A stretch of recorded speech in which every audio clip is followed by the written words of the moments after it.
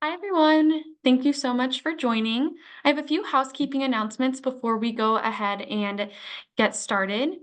Number one is that you can direct all of your questions to the Q&A box at the bottom of your screen. They will be answered at the end of the presentation.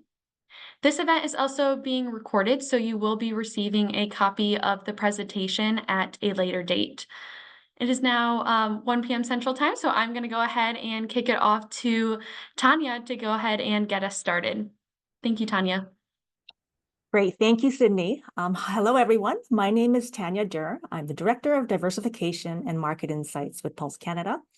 And Pulse Canada is the national association representing Canadian growers and processors of pulse ingredients. Our team facilitates new research and insights to help the food industry capitalize on the benefits of those ingredients, like lentils, which is what we're going to be talking about today. So we'll be focusing on what consumers think about lentils across a number of regions, the US, UK, and Germany, and what this means for enhancing your product pipeline. So today we have Sabrina Clark-Duffy of HotSpecs, who will be presenting the findings from a recently completed consumer insight study that we commissioned. Now, Sabrina is the Senior VP of HotSpecs, and she brings a wealth of knowledge around consumer and market research. She supports many companies with their communication strategies and innovation pipelines. And we're really excited to have her share insights around how to approach lentils. Now, before we get started, I wanted to note that this presentation is just a brief snapshot of the results, but you will get access to download the full insights report following the webinar. So with that, I will now give the stage to Sabrina to talk about lentils. So Sabrina. Thank you, Tanya. Good afternoon, everyone. As Tanya said, we're super excited to share the consumers' feedback on lentils and in terms of what they had to say about their relationship with the product and the category overall. As Tanya did allude to at the beginning of her introduction, there is a ton of information that myself and my team went through in order to condense and provide you with a little bit of a snapshot and a taste of what we understood and we heard from consumers. We have quite a few slides to get through, so I will be a little bit peppy in terms of how we go. We want to have enough speed and enough pace so we can answer your questions. I'm sure you're going to have lots of burning questions for us at the end of the session. So before we get into consumer feedback, what we always do and we wanted to get a better understanding of is what are consumers being exposed to in the marketplace. And what you can see on the left is their perceptions of lentils is that it's small but mighty. It's very clear that there's a lot of plant-based and protein-based trends that exist in the marketplace. It's extremely healthy. There's quick and nutritional facts that are in the marketplace about lentils as a product. And ultimately, consumers are already finding ways in which to incorporate them into their worlds. You see a one-pot red lentil pasta that someone's created and shared in social media, crackers, so snacks even coming to the forefront of the surface, and also lentils being embedded into skincare and facial care. So really prevalent in the marketplace already as a backdrop for us to explore further and to unpack amongst key consumers. But why stop there? What we wanted to do is get true consumer honest explicit feedback in terms of how they're interacting with lentils, and it really starts with what's happening in their home in terms of how they're using the product, to how they perceive it, how they see it, and actually in Germany how they care about the product beyond their own experiences. So here are some of the highlights that we were able to bring together so we could share them with you today. So as a canvas and a backdrop, I think it's really important to understand that there's a culture that exists with lentils in the different marketplaces. So going into this research, I just very much thought it was it's lentils. There's nothing new and exciting, or there's not much that I'm going to be surprised and delighted about. But I will say from inception, one of the first things that my team did is they went and started understanding how lentils lived in these different countries. And the stark differences that we see is the canvas to the future perceptions that I'm going to speak to and the innovation ideas I'm going to reference. So in America, it's interesting. What we see a lot of is the trend moving towards plant-based diets. With this, you see lentils being incorporated into soups, salads specifically, and you see it's being used in a very healthy and nutritional way. In the UK, a little different. We have the Middle Eastern, Indian, and Mediterranean influence, which means lentils is more hearty. It's associated to a lot of comfort foods. It's about convenience. It's also about flavor. And you can see just the visuals of the bowls that you see. There's a different energy attached to how lentils is being used for meal occasions. And Germans have their own product that they name after lentils. The soup itself, again, still very hearty. It's very much a staple, and it's something that they have for traditions and for many, many years used as a food product. What that leads us to create is what we call an adoption ladder. So in the US, we find that they're seeking information out about lentils. So they're exploring, they're trying to get a little bit more insight beyond it being a appropriate product for a plant-based diet. In the UK, we have the adopters. So they are very much using lentils, born out of their connection with their heritage of the influence that is now within the country. Lentil curries or dal is a really big dish there in the UK. And Germans are advocates. They see beyond that initial experience that they have. So the product experience, I would argue, is the first stage of the relationship. In Germany, they're at like the second stage of the relationship where they now care about how the product is being processed. So they don't just care about the experience that it has on their own bodies, they care about how it is being created in the field or created in the field. So that is a big part of interest for them. So three different relationships with the category, but one shared opportunity for the manufacturers and those that work with ingredients on the call today. So what are those opportunities? Today, we're going to split the presentation into three sections. We're really going to delve into emotional sentiment. We're going to talk about the positioning of lentils. You'll see this balance between the functional association, but the need for taste requirements that are coming through. And then we're going to speak to you about some innovation ideas that we put to consumers and how they reacted to them.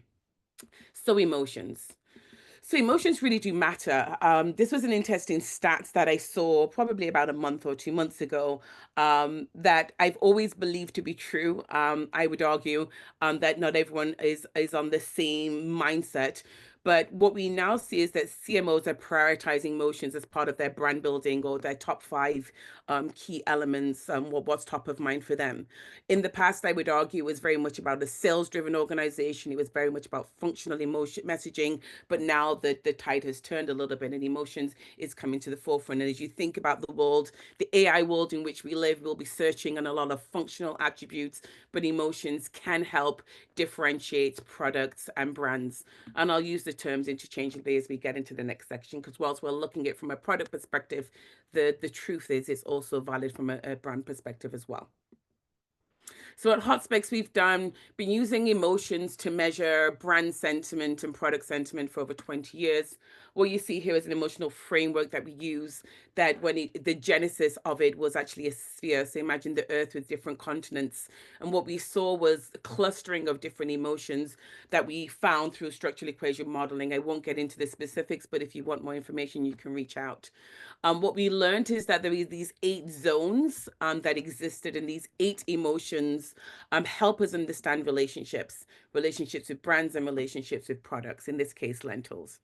So I'm going to talk to you about the fundamentals of how to understand it, and then I will bring in lentils data so we can understand how consumers emotionally connect with the category. So at the core, at the heart of it, you see the white shaded area, and that is really the core. That's the core unit. And here we anticipate that emotions are very foundational. For someone like me, someone I connect to, this really is the point of relevance and the table stakes. What we then want to do is find a point of distinction, so something that differentiates us from the competition or other products. And that area is that next outer perimeter. So not the very out, but if I can do this, where those 2 orange dots are, that really is the point of distinction. And the final outer perimeter is where you don't want to be. Those are negative associations. Negative associations obviously are very powerful in terms of how they can negatively impact sales. So we want to make sure we're working hard to mitigate them prior to building others, which I'll speak a little bit more about on the next slide. What we have learned, though, is that these zones, they're actually dichotomous. So if you are, for example, in the interesting zone and you are perceived to be arrogant or pretentious, what we recommend is you lean into the familiar zone, which is good and honest. And in doing so, that can mitigate negative associations. So from a lentils perspective, what we want to do and what we want to make sure is that there's no negative associations on the outer perimeter, because we would need to mitigate them. We want to find a place where lentils can be distinctive, and we want to make sure that it's got a strong core. So what did we find? So what you now see is heat. Heat is illuminated on the graph with a color scheme. So anything blue is cold, anything red is hot. So let's think about the three territories that we just talked about. So the core, the negative, and the areas of distinction. So the first thing is we don't see many negatives on the outer perimeter. In the UK, there's probably a little bit of outdated, but it's not significant enough to draw a lot of attention to it. As we think about the core is actually quite blooming in the US, and that aligns with the trends that I spoke about with regards to the plant-based trends that are working in the marketplace. We're getting this core sentiment and these core emotions and this buzz. Specifically, also in Germany, we get this great outdoorsy. Again, thinking about the heartiness of the soups and the experience that they have, we're getting a lot of interest coming through for that marketplace, balanced perfectly with some tradition and some honesty. In the UK, it's more nurturing, also nurturing as well in the US, but more nurturing relative to we see coming through in the German market. So we've pulled out the top 5 core emotions, and you can see across the board they're very similar.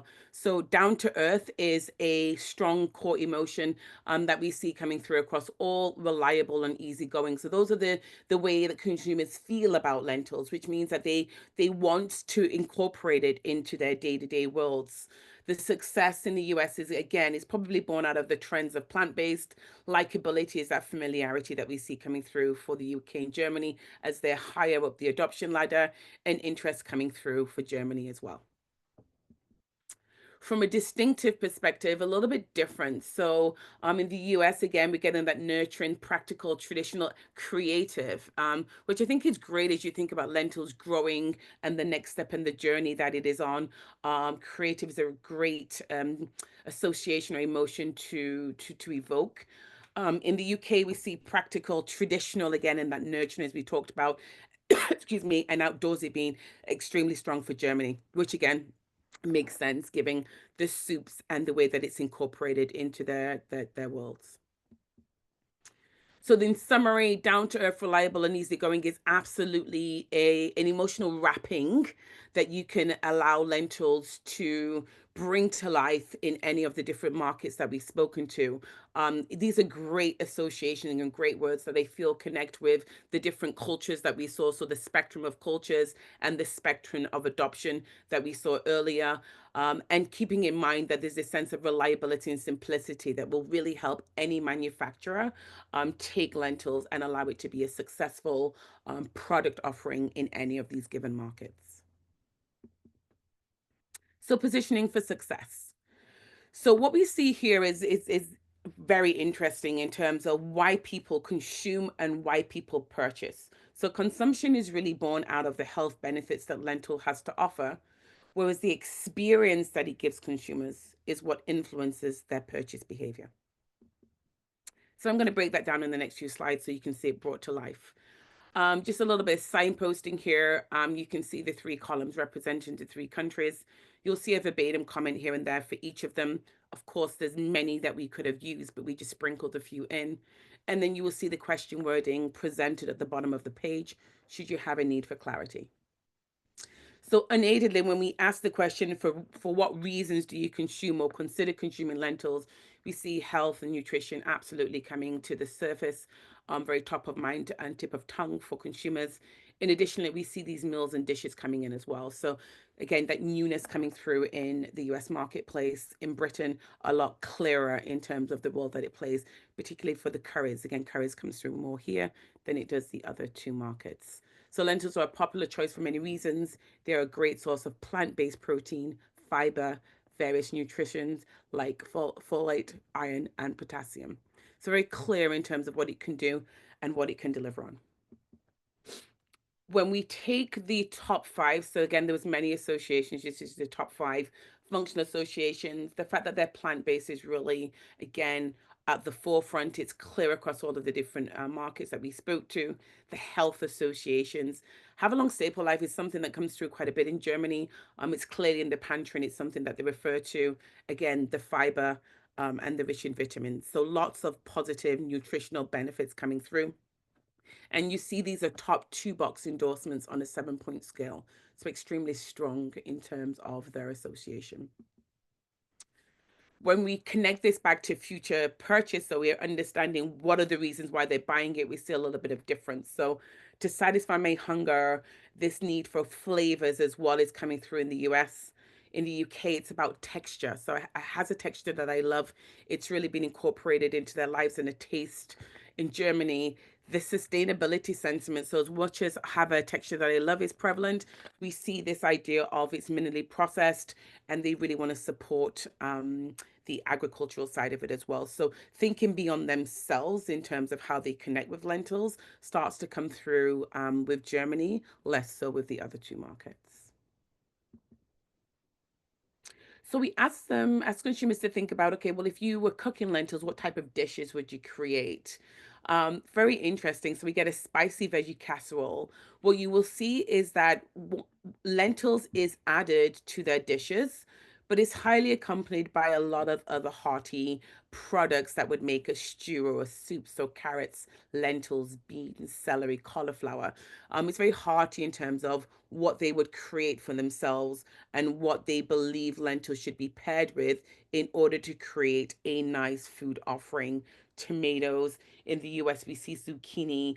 Cheese also being added as well to complement it. So people appreciate that lentils is not only a product that is healthy, but it pairs well with other vegetables or pairs well with vegetables and herbs and spices.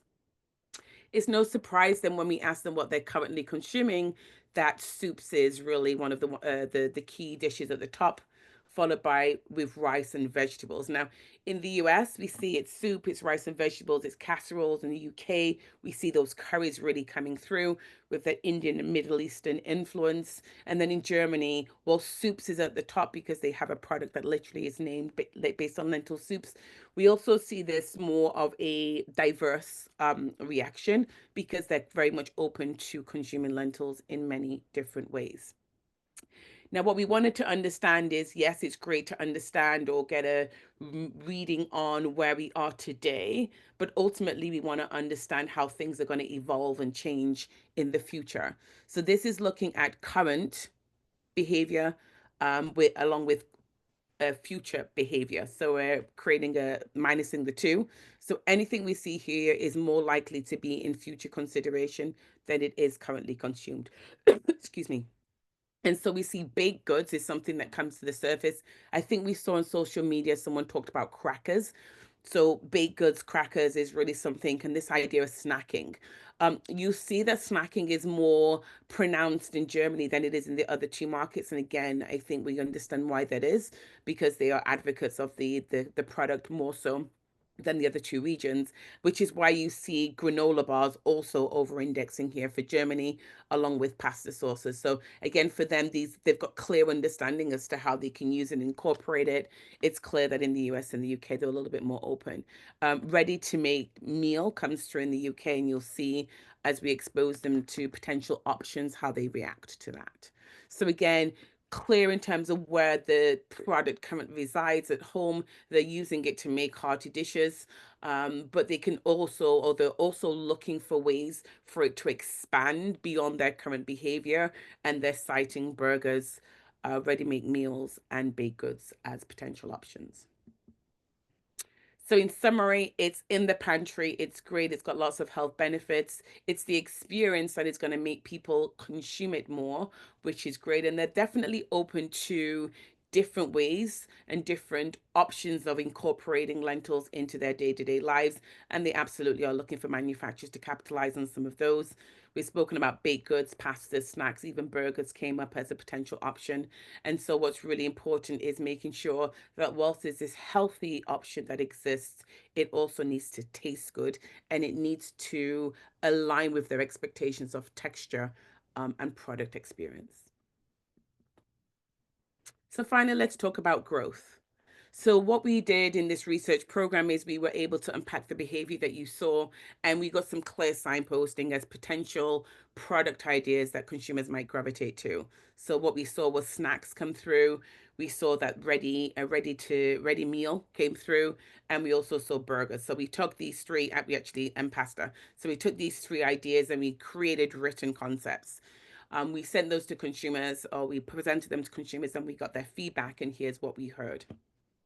We've only put 3 metrics here. I will tell you as a full, rich, and deep survey, but we put 3 metrics, and the reason for that is that connecting with it and appreciating it means that they're going to be drawn in.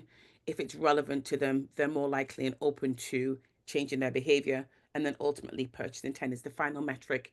And if they say they're going to purchase it, then obviously that's going to drive sales. So if we just focus on purchase intent, because I'm sure most businesses want to drive sales.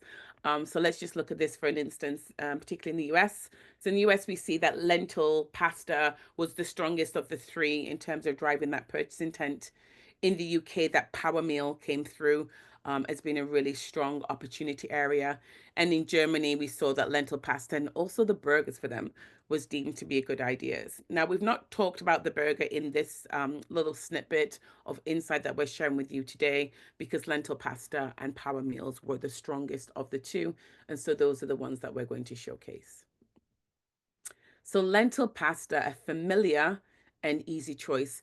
So this product idea really just focus, or it just capitalizes on the fact that pasta is pretty much in everyone's house, in terms of it's definitely that staple in the cupboard.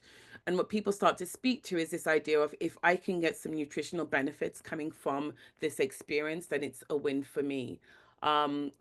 Ironically, on social media today, I saw a lady who consumes 186 grams of protein a day, which is insane. And I guess it's hashtag goals. And one of the things that she showed as part of one of her meals was actually lentil pasta, a dish that she had made.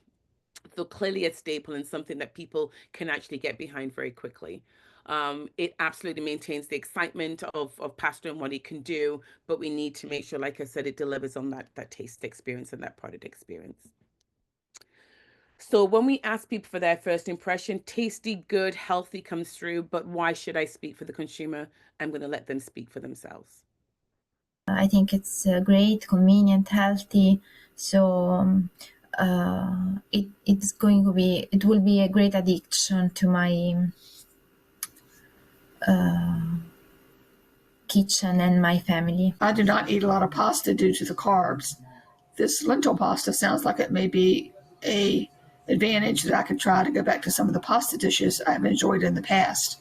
I think it would have a good flavor and would be a good way to get fiber and protein into my diet. Loving to try because I like pasta. Didn't realize that it come in a pasta form. Something I would like to buy, and I'll definitely use it, you know, to make my meals more interesting and healthy for myself, my own uses. I eat a lot of pasta, and I love the idea of lentils. So putting the lentils and the pasta together sounds really, really brilliant. I think I would definitely eat more lentils, and I would feel that the pasta I'm eating is better for me and better for the kids. So it feels really like quite a win-win if it means that I can cook pasta, which I'm far more confident about cooking than lentils, and use the same sauces and ways of cooking that I already do, but then with the added health benefits. That's brilliant. Love it. But clearly she's very I think it's great. about the concept. So this is the concept on the left that we expose consumers to. This is the US example, just for simplicity's sake. Anything in dark green is something they really gravitated to. Green is obviously really good. And then amber is, again, not as significant. But it's pretty clear the entire concept really did resonate with this audience. The reliability, which was also an emotion that we saw come through earlier. We know the nutritional benefits are important. They loved, again, the protein that you get and all of the benefits that come through this. I love how quick and easy it is to prepare. Perfect for my busy schedule. We provided consumers with a list of messaging, so you can see the messaging on the left, and you will see protein and fiber really did penetrate from this concept. Very, very clear. It's plant-based as well, came through. They were very clear in the nutritional benefits, and as the lady said, it's a win-win. It's something that they want to consume and they enjoy consuming. If they get these added benefits, nutritional benefits, then it's great. We also wanted to measure the emotional impact. I'm not going to get too detailed with regards to the calculation, but if I summarize it in this way, if it's 100 or you're looking at a number that says 100, what it's saying is the emotional connection to the category through this concept is exactly the same. So the emotional sentiment that they show towards lentils is the same as they show towards lentils through the lens of lentils pasta.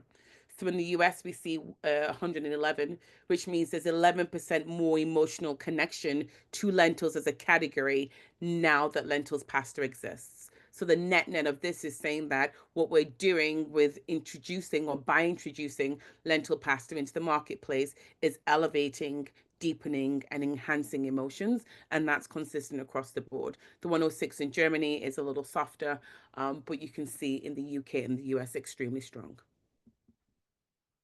So let's look at power meals now. So power meals, strong performance, bigger potential. So this is where we start to get a little bit more technical in terms of deployment across the different markets. So extremely great in terms of how it was received. But in order to fully unlock the potential, it needs more of a customized local messaging. So in the US, it's really around how can it be additive. So they wanted to be able to add another meat-based or protein-based side option to it. So see it as a complementary dish. If you recall back to their current behavior in the US, you can see that they add lentils. So for them, it's additive and they're looking for that type of communication. In the UK and in Germany, it's around the flavor enhancement. So Mediterranean flavors versus variety of flavors in the UK. And of course, as we've talked about in Germany, anything about sustainability will really help the message resonate. So again, let's hear what from consumers in terms of what their first impressions of the product are. An interesting power meal. It's a plant-based lentil, which is pretty good, healthy. And if I'm not mistaken, I think it's a very good choice for anyone looking for a quick and nutritious meal without sacrificing quality. Good texture. It's got wholesome ingredients. And it would appeal to people from different nationalities and backgrounds. It is, after all, vegetarian. It's plant-based, which is very, very good. It's going to be high in fiber, which is fantastic. It only takes about 5 minutes to cook, and then you can enjoy it. And it's balanced with protein and combining lentils with whole grain options, rice, couscous, quinoa, and bulgur. I do enjoy lentils every now and then, and it doesn't give you a spike in sugars. It's easy to use, ready in minutes, protein, slow releasing carbs, so it's going to fill you up, last longer, sustainable. Sounds like it'd be healthy. I'm not too sure if it's going to be good tasting. Doesn't talk about any flavors. I thought the product was really great. I would buy it again. I think that it's something that my family would enjoy. I think it's something that could give me a lot of protein. I think it's something that is essential and that people really need in this world. And going forward, I think it's something that will be like a major part of society. So my first impression is that it looks healthy. It looks like it's a good alternative to high carb foods like pasta and rice. If foods are convenient as well as being good for you, that's something that appeals to me. An interest. So again, this is the concept written up, a little bit more words attached to this to make sure we could explain it clearly. So lots of positives seen across the board in terms of it being a plant-based power meal, the whole grain, the sustained energy, And as you saw from the consumer feedback, very positive and very motivating in terms of the response. So it's a complete meal that is quick to prepare, but still filling, and is also made from valuable ingredients. As we saw previously with the pasta, the good source of protein and fiber comes through, and it's made with good ingredients or whole ingredients. Again, that sustainability coming through clearly from the German marketplace, as well as we see for Great Britain as well.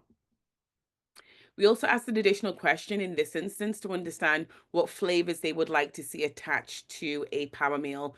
And again, it's the savory Italian comes through across all three markets.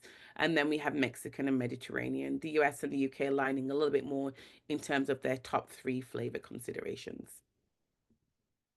From an emotional perspective, we see here in Germany, they actually over-index a little bit more in terms of being the emotional connection that they had with this concept and this idea.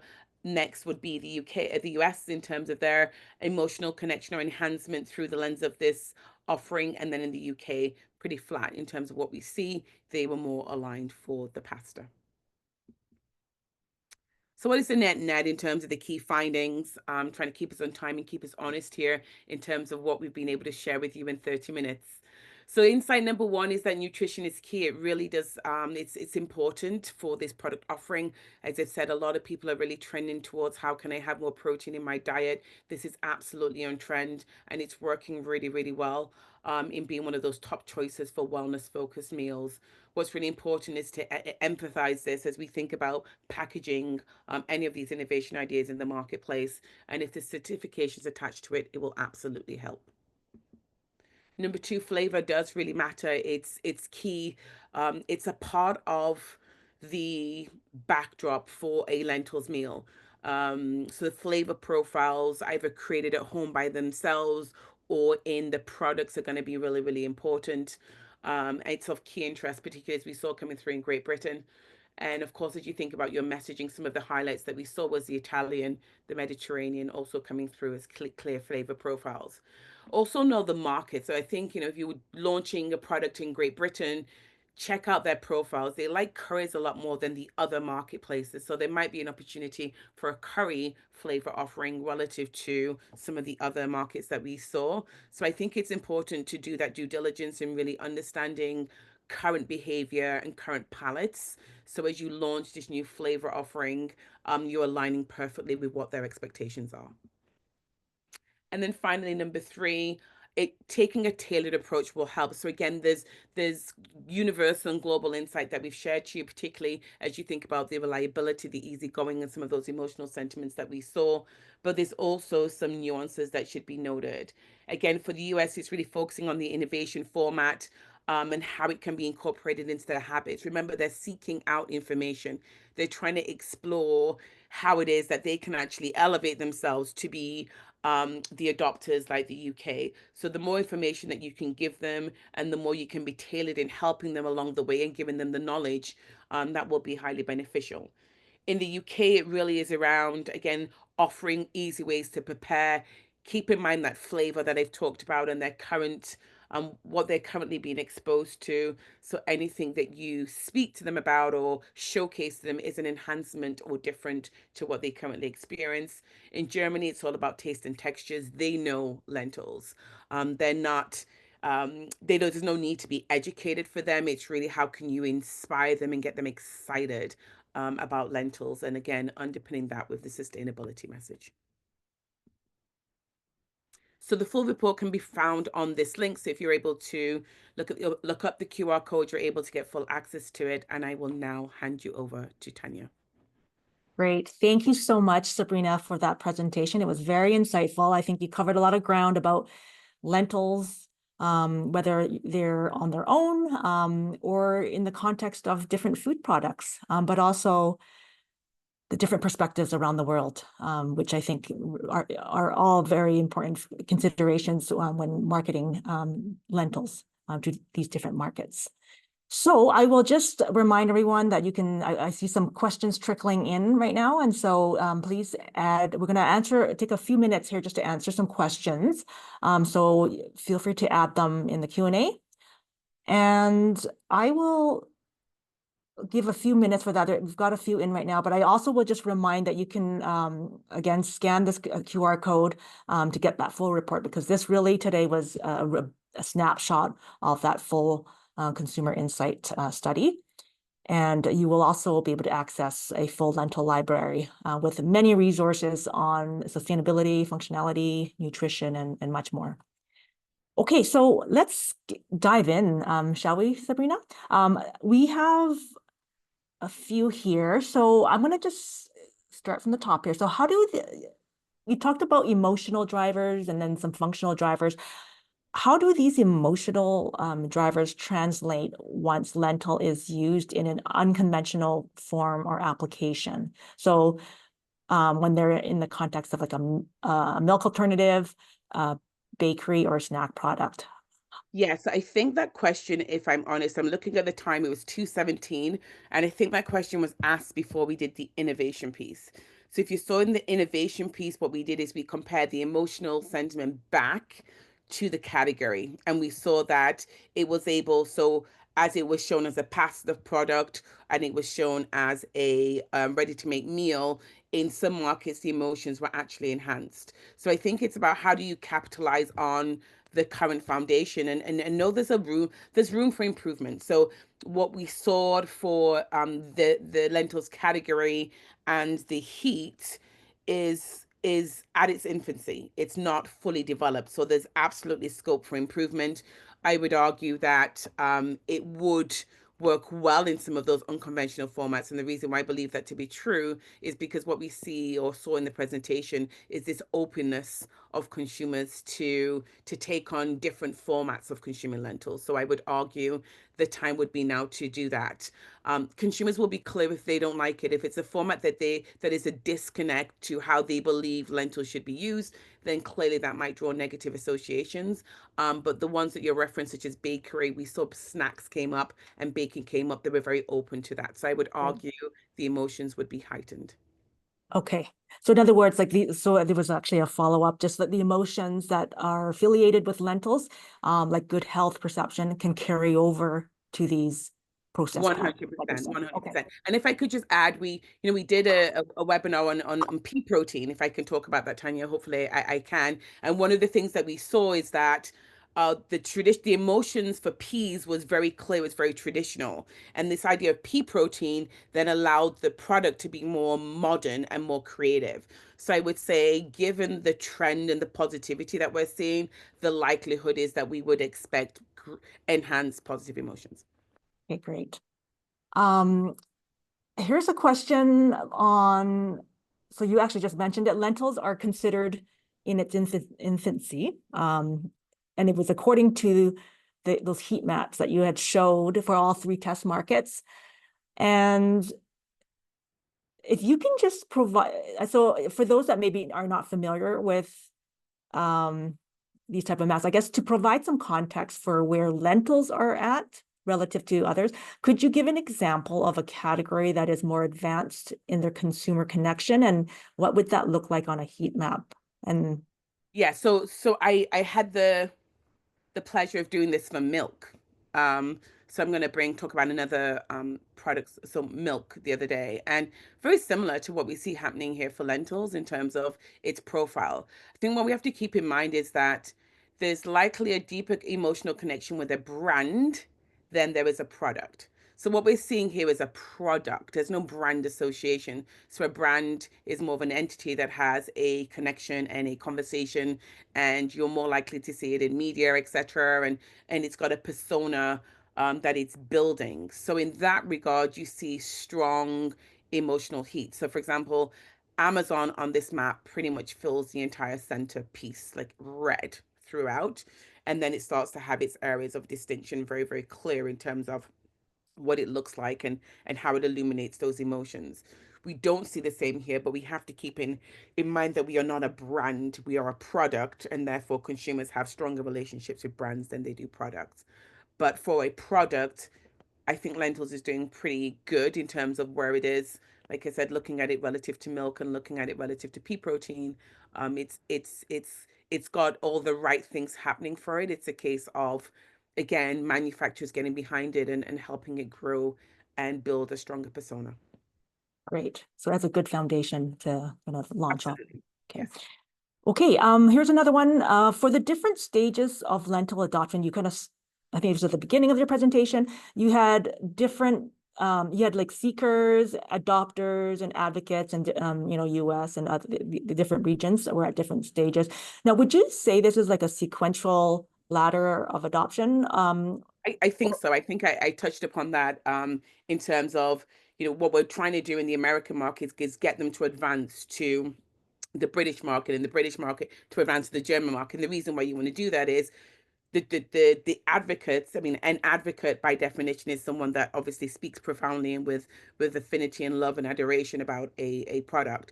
And so you would want people to be in that domain, because it means they will likely be consuming more. So absolutely, it's a ladder in terms of how we've talked about it, and I would say figurative and in reality as well, right? You want to progress and you want to go through. What's going to be important, or the pace at which that happens, is really that, again, the canvas, the cultural backdrop. So the more the culture starts to embrace lentils, the quicker people will be expedited up the ladder. So it's not just about talking about lentils, it's really understanding how culturally it can be part of the foundation. So in the US, one of the recommendations that we spoke to is this idea of really tapping into convenience, but doing so in a market-led way. So appreciating that how, you know, convenience and ready-to-made meals sits with Americans is extremely different to how it will sit in the UK, given the current backdrop of curries and the influence of the Middle Eastern and Indian cuisine in that marketplace. So yes, it's a ladder, but it has to be culturally sensitive in order to get one country to evolve to the next stage.